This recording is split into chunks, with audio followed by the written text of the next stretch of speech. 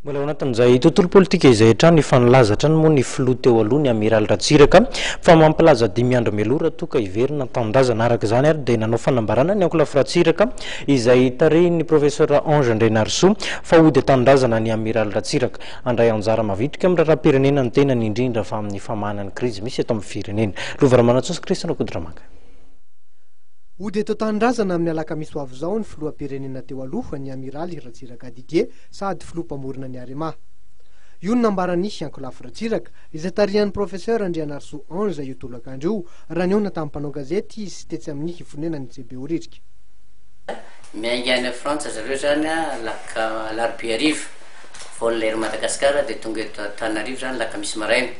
Fanambarana zany ataonay ato amin'ny antoko Arema izany ary ho an'ny mouvance Ratsiraka koa zany ho andreo namana zay ao anatiny zany manambara ny fatogavan'ny président Ratsiraka andrazainy taminay teo.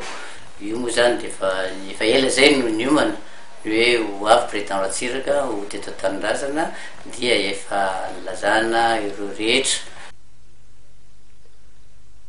Andray anjara fiaino amin'ilay fionana santatra izay karakarain'ny FFKM nisy 7 aprilo avy izao ny Amiral Ratsiraka Didier.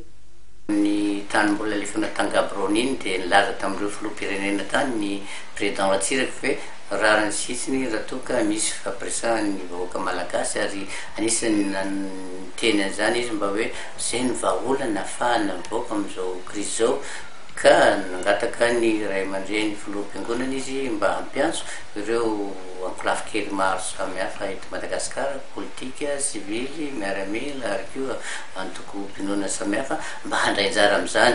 Izany zavatra moa tsy hoe tirena na ahoana ny ray aman-dreny fa mba hanivaly ny antso dia ireo ray aman-dreny fiangonana moa dia niantso an'ireo ankolafo kely ireo tamin'ny 9 mars tamin'ny izany fankalazana ny hetsika nataon'ny malagasy tamin'ny 17 zany dia anisany hoe anatrina zay président de Ratsiraka ozy izy rehefa tonga ny fotoana amin'izany.